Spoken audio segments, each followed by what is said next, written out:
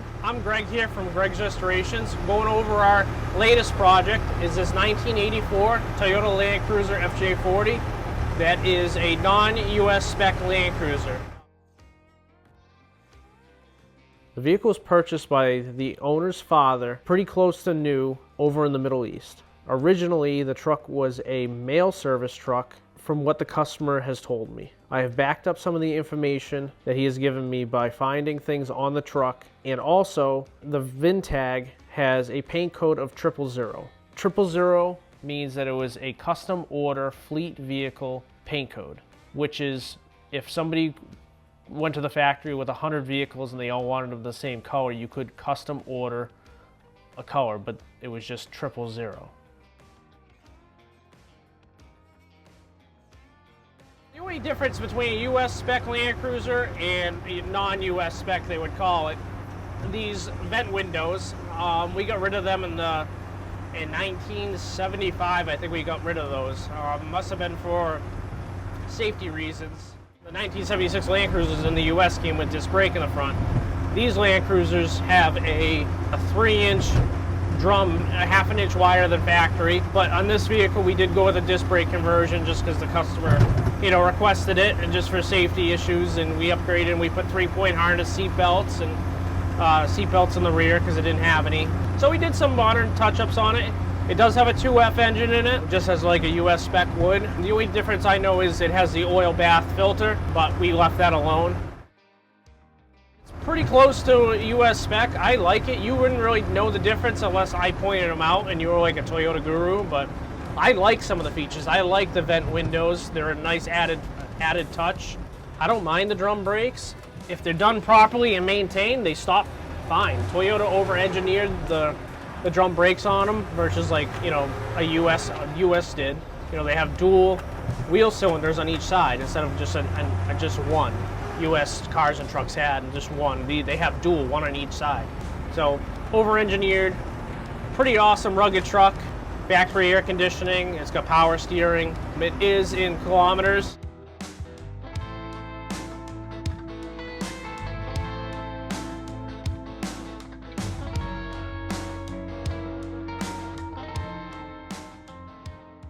Factory fog lights on it. We left some of the Middle Eastern artifacts on there, like there's a windshield decal from like a parking permit over there, and just little decals, that kind of remembers his childhood.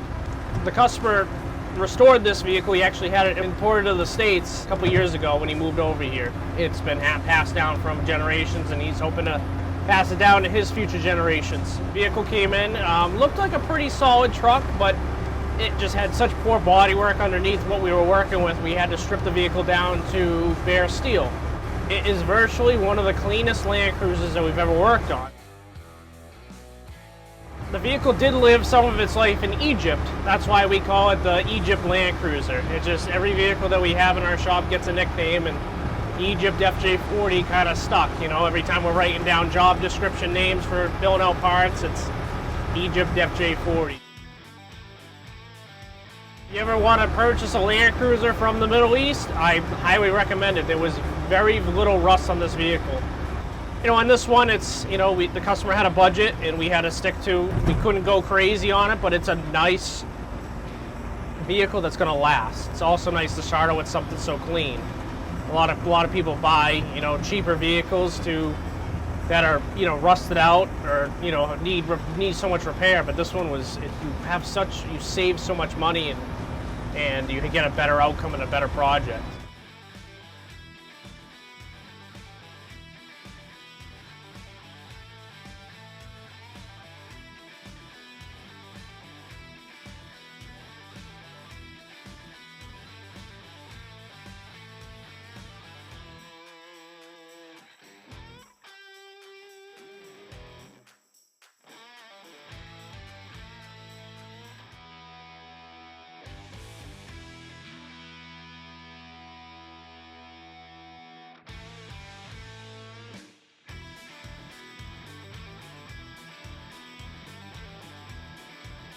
We did a few little upgrades, only an EMU 2.5-inch suspension lift with their shock and steering stabilizers.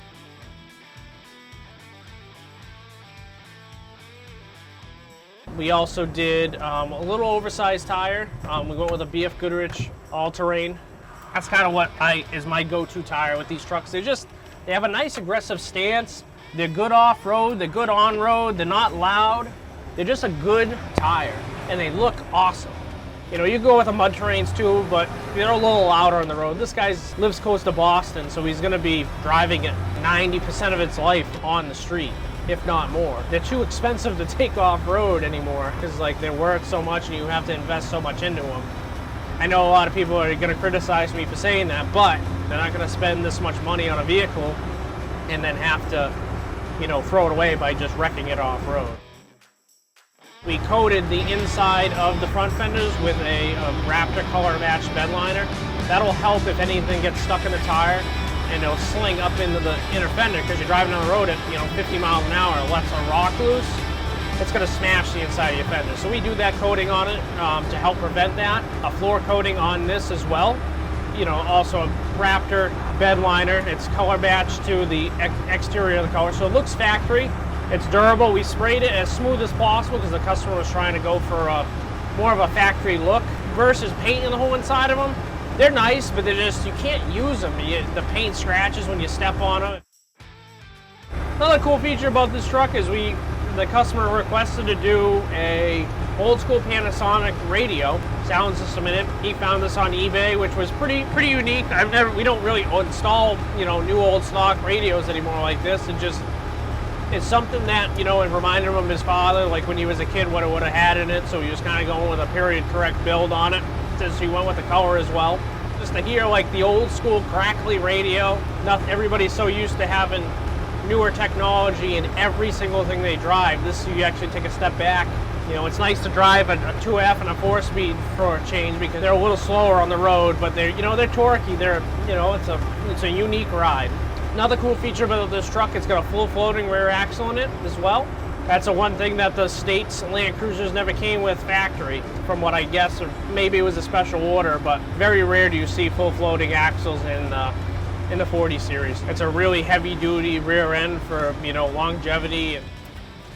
Also, the customer went with the factory wheels on it as well. Sandblasted and powder coated them factory gray, because you don't ever see these type of wheels. Everybody goes with either a full aftermarket wheel, or they'll go with a factory US spec with a hubcap. So it's different. This truck is special to me because it's different. It's different than any other Land Cruiser we've built.